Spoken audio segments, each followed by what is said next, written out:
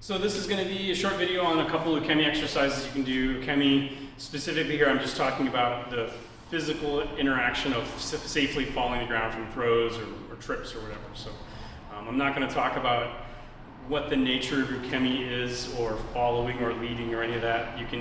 That's different in every dojo. We can discuss that some other time, preferably over a beverage. So, but I'm going to show two basic drills. One that's pretty common in Aikido, but I don't do it the way most people do, and one that's extremely common in Judo and I don't see done in Aikido very much intentionally.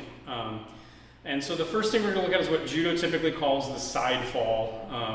I think this is the most useful Ukemi drill that you can do in Jujutsu or Aikido. Most of the techniques that I do and my group does, you can safely take the side fall as your Ukemi for it. It puts you in a good position tactically if you're thinking about continuing a martial encounter beyond simply having been thrown and starting over again. It's very easy to teach people, it's very safe, it's very simple. It does a good job of strengthening the neck as a drill as well. And again, I just do not see it taught in most Aikido schools. It's core to Judo, which is probably where I picked it up from one of my teachers who had a penchant for Judo and Jujutsu. So the basic drill is just lowering yourself to the ground and then rolling out into a side fall position. So let's first talk about what that side fall, hard fall position is, because they're the same position. So I think it was Ellis Andrew who taught it this way, but forgive me if I'm wrong. So the way that this is how I teach it. You want to sit like this, like the way you'd be watching TV on the floor. Like if you had your remote control in your hand and you're hanging out watching TV in this position. This is basically the beginning of the landing position for hard falls and side falls.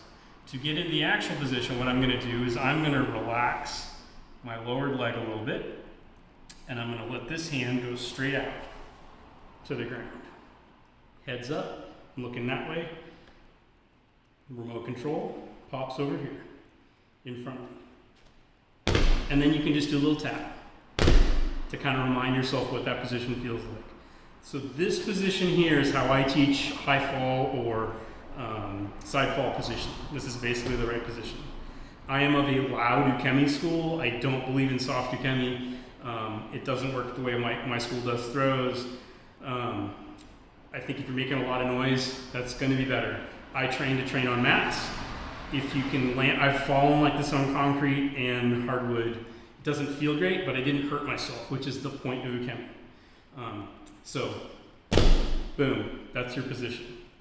Again, watching TV, hanging out, relax this leg, let this arm drift down. That easy. Let's talk about the point of that position. The point of that position is to keep your head off the ground, to keep the head from pointing straight down, to give yourself a place to sight your landing by the way you're looking.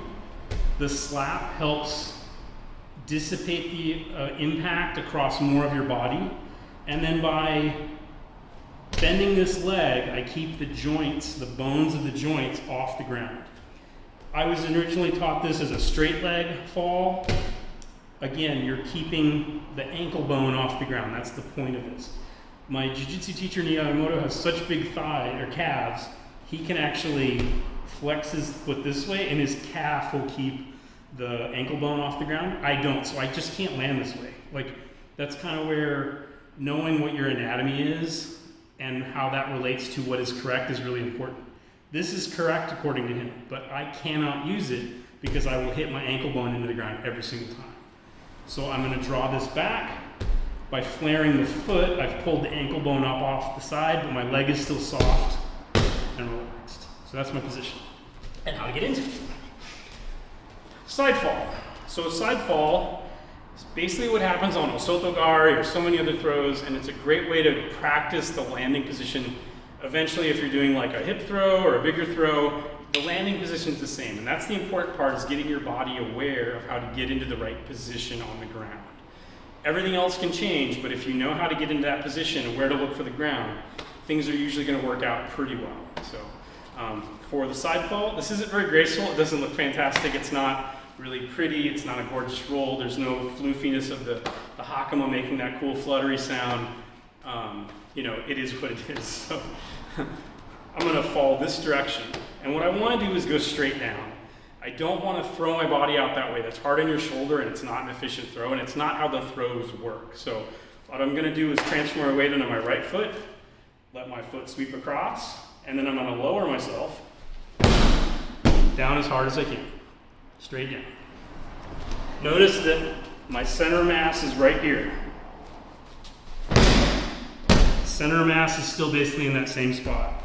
I'm not timbering over there. That sucks. It hurts. It's not good on your shoulder. It's not good on you. And it's not how the falls go. The falls are going to be straight down. So, standing up, looking out.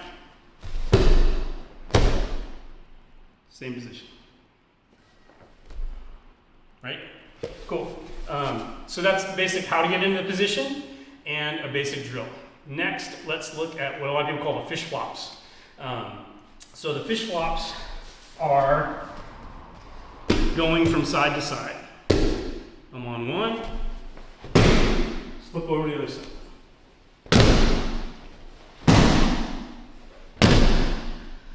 What's important here is that I'm staying on a line.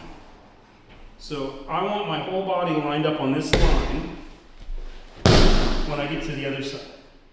What I really don't want to do is cross the line. This is lazy, and it doesn't help you with the core strength and the core awareness of knowing how to put yourself down where you want to be. I want to be here. I want to be here. Here. Here. Here. Here. So that's how I teach the fish flops. Those three things are like 80% of the Ukemi that I think you could get away with in my classes at least. Knowing that shape, knowing the control to get back and forth, knowing how to do a side fall, almost 80-90% of the throws we do. So, thanks, enjoy.